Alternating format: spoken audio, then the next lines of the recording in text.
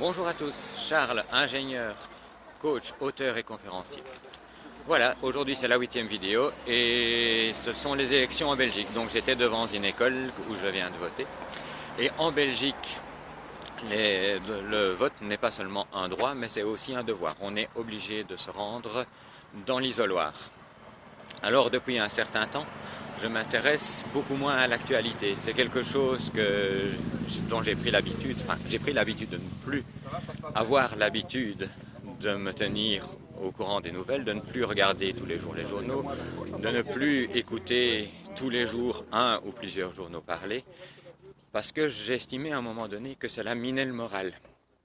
En effet, la plupart du temps, les médias vont monter des affaires en épingle et vont inciter les gens à avoir un esprit négatif. Ici, dans la file dans laquelle je me trouvais, une personne a commencé par me dire « les politiciens tous pourris ». C'est quelque chose que je ne crois pas du tout. La plupart des gens qui s'impliquent en politique sont des gens qui croient en ce qu'ils font, surtout ici au niveau communal. Donc c'est vraiment quelque chose que je crois, en tout cas, que les gens qui s'investissent font ça en général pour des bonnes causes.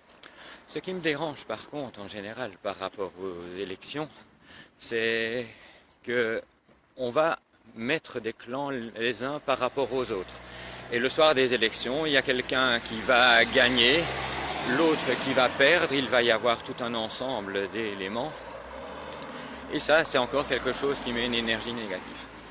Alors un autre phénomène dont j'avais envie de parler cette année par rapport aux élections, c'est l'émergence justement de listes. Je vais essayer, pour finir la vidéo, de me mettre plus au soleil parce que autrement vous ne me voyez pas. C'est l'émergence de listes qui souhaitent demander l'avis à la population tout le temps. Ici, par exemple, il y a une liste qui propose, par exemple, que les gens qui sont élus ne gardent leur poste que 2 ans pour éviter justement que quelqu'un ne s'accroche trop à son poste et ne commence à vouloir avoir trop de pouvoir. Je trouve que c'est vraiment quelque chose finalement de très bizarre, ce qui fait que les gens qui s'investissent en politique finalement ne connaissent plus les dossiers et donc ça devient des effets tout à fait pervers.